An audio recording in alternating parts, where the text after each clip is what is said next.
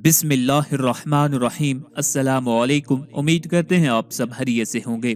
جامع ترمذی کے مطابق حضرت ابی بن کعب رضی اللہ تعالیٰ عنہ روایت کرتے ہیں کہ رسول اللہ صلی اللہ علیہ وآلہ وسلم کا سورہ فاتحہ کے متعلق ارشاد ہے، کیا میں تم لوگوں کو ایک ایسی سورت کی تعلیم نہ دوں جو نہ ہی تورات میں ہے، نہ انجیل میں موجود ہے اور نہ ہی زبور میں، بلکہ خود قرآن مجید میں اس کے مثل کوئی اور صورت موجود نہیں ہے۔ پھر دریافت کیا کہ وہ کیا ہے جسے وہ نماز میں پڑھتے ہیں، اور پھر جواب دیا، ام القرآن وہ 7 آیات جو قرآن مجید کی سب سے زیادہ پڑھی جانے والی آیات ہیں۔ مسند احمد میں حضرت جابر رضی اللہ تعالیٰ عنہ روایت کرتے ہیں کہ رسول اللہ صلی اللہ علیہ وآلہ وسلم نے فرمایا، جابر سنو، قرآن میں بہترین سورہ سورہ فاتحہ ہے۔ ایک حدیث میں حضرت عبادہ بن سامت رضی اللہ تعالیٰ عنہ سے روایت ہے، آپ صلی اللہ علیہ وآلہ وسلم نے فرمایا، اس آدمی کی نماز نہیں جس نے سورہ فاتحہ نہیں پڑھی۔ ایک حدیث میں حضرت ابو ہریرہ رضی اللہ تعالیٰ عنہ سے روایت ہے، رسول اللہ صلی اللہ علیہ وآلہ وسلم نے فرمایا، جس نے نماز میں سورہ فاتحہ نہیں پڑھی اس کی نماز نامکمل ہے۔ حضرت ابو سعید رضی اللہ تعالیٰ عنہ فرماتے ہیں، میں نماز پڑھا تھا کہ مجھے رسول اللہ صلی اللہ علیہ وآلہ وسلم نے بلایا، لیکن میں نے جواب نہ دیا کیونکہ میں نماز ادا کر رہا تھا۔ جب نماز سے فارغ ہو کر رسول اللہ صلی اللہ علیہ وآلہ وسلم کی خدمت میں حاضر ہوا تو میں نے عرض کی، یا رسول اللہ صلی اللہ علیہ وآلہ وسلم، میں نماز پڑھا تھا۔ رسول اللہ صلی اللہ علیہ وآلہ وسلم نے فرمایا، کیا اللہ نے یہ نہیں فرمایا کہ اللہ اور اس کے رسول کی بارگاہ میں حاضر ہو جاؤ جب وہ تمہیں بلائیں؟ پھر ارشاد فرمایا، کیا میں تمہیں تمہارے مسجد سے نکلنے سے پہلے قرآن کریم کی سب سے عظیم سورت نہ سکھا دوں؟ پھر رسول اللہ صلی اللہ علیہ وآلہ وسلم نے میرا ہاتھ پکڑ لیا، اور جب ہم نے وہاں سے نکلنے کا ارادہ کیا تو میں نے عرض کی، اے اللہ کے رسول صلی اللہ علیہ وآلہ وسلم، آپ نے فرمایا تھا کہ میں ضرور تمہیں قرآن کی سب سے عظمت والی سورت سکھا دوں گا۔ رسول اللہ صلی اللہ علیہ وآلہ وسلم نے ارشاد فرمایا، وہ سورہ الحمدللہ رب العالمین ہے،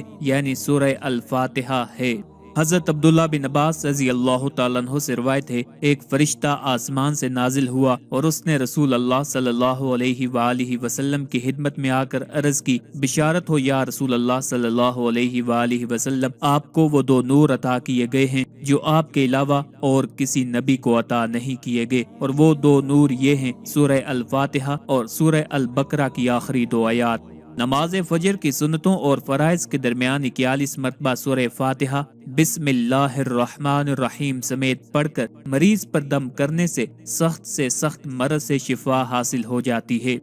ایک بار سورہ فاتحہ اور 3 بار سورہ اخلاص پڑھ کر گھر میں داخل ہونے سے فقر و فاقہ گھر میں داخل نہیں ہوتا۔ ہر قسم کی حاجات کے لیے 100 مرتبہ سورہ فاتحہ پڑھ کر دعا کریں، اللہ تعالیٰ دعا قبول فرمائیں گے اور ہر طرح کی حاجت انشاءاللہ العزیز پوری ہوگی۔ دشمن سے محفوظ رہنے کے لیے اور ہر طرح کے خوف پر قابو پانے کے لیے سورہ فاتحہ کی ہر روز وقت مقررہ پر تلاوت کریں، یعنی کہ دن میں ایک وقت مقرر کر لیں اور روزانہ اسی وقت پر سورہ فاتحہ کی تلاوت کیا کریں۔ اس عظیم الشان سورہ کی باقاعدگی سے تلاوت دل کو نہ صرف ایمان کی روشنی سے منور کرتی ہے بلکہ اللہ سبحانہ و تعالی پر ایمان کو مضبوط کرنے کے ساتھ ساتھ ہدایت کے نئے دروازے کھولنے کے اسباب بھی پیدا کرتی ہے۔ اپنے ہر کام کا آغاز سورہ فاتحہ سے کریں تو انشاءاللہ العزیز آپ کو ہر کام میں کامیابی حاصل ہوگی۔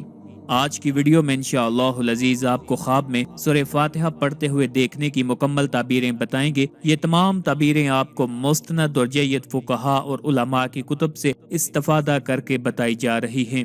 سورہ الفاتحہ کی تعبیریں بتانے سے پہلے آپ سے گزارش ہے، اگر ابھی تک آپ نے ہمارے چینل کو سبسکرائب نہیں کیا تو سب سے پہلے ہمارے چینل کو سبسکرائب کر لیں تاکہ آپ کو ہر نئی ویڈیو بآسانی اور سب سے پہلے ملتی رہے۔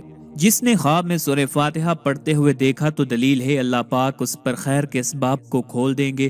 اور نافع ابن کثیر، امام جعفر صادق رضی اللہ تعالیٰ عنہ، سعید بن مسیب رضی اللہ تعالیٰ عنہ فرماتے ہیں، جس نے دیکھا کہ وہ سورہ الفاتحہ کو یا اس کے کچھ حصے کو پڑھ رہا ہے تو دلیل ہے وہ کوئی دعا کرے گا اور وہ دعا قبول ہوگی۔ اور یہی قول امام قصائی رحمت اللہ علیہ کا بھی ہے، اور انہوں نے یہ بھی فرمایا کہ اسے کوئی فائدہ حاصل ہوگا جس سے وہ مالدار ہو جائے گا۔ حضرت سیدنا صدیق اکبر رضی اللہ تعالیٰ عنہ نے فرمایا کہ نیند میں اس کی تلاوت کرنے والا 7 مختلف عورتوں سے شادی کرے گا اور وہ شخص مستجاب الدعوات ہوگا، اور اس پر دلیل رسول اللہ صلی اللہ علیہ وآلہ وسلم کا عمل ہے۔ پس رسول اللہ صلی اللہ علیہ وآلہ وسلم اس کو دعا سے پہلے اور دعا کے بعد پڑھا کرتے تھے۔ حضرت عمر رضی اللہ تعالیٰ عنہ فرماتے ہیں کہ جو نیند میں سورہ فاتحہ کی تلاوت کرے تو وہ دین کے معاملے میں محفوظ رہے گا، یعنی اس کے دین کو کوئی خطرہ نہیں ہے۔ لیکن اگر وہ شخص بیمار ہو، یعنی کہ خواب دیکھنے والا جس نے خواب میں سورہ فاتحہ کو پڑھتے ہوئے دیکھا، اگر وہ آدمی بیمار ہو تو یہ اس کے قرب موت کی علامت ہے۔ حضرت امام ابن سیرین رحمت اللہ علیہ نے فرمایا ہے کہ جس نے سورہ الحمد شریف پڑھی دلیل ہے کہ اس کی عمر دراز ہوگی اور اس کے کام کا خاتمہ ایمان پر ہوگا۔ اور یہ بھی کہا گیا ہے کہ جس نے خواب میں سورہ الفاتحہ کی تلاوت کی یا اس کا کچھ حصہ تلاوت کیا تو اللہ تعالیٰ اس پر شر کے دروازوں کو بند کر دیں گے اور خیر اور بلائی کے دروازوں کو کھول دیں گے۔ اور یہ بھی کہا گیا ہے کہ خواب میں سورہ فاتحہ کی تلاوت کرنا حج کرنے پر دلیل ہے۔ یاد رکھیں، خواب بہت ذاتی ہوتے ہیں اور ذاتی تجربات مختلف ہو سکتے ہیں۔ خوابوں کی محسوس تعبیروں کو اپنے عقیدے کے مطابق بہتر طور پر سمجھنے کے لیے علماء اکرام یا روحانی مشاہیر سے رہنمائی حاصل کرنا ہمیشہ فائدہ مند ہے۔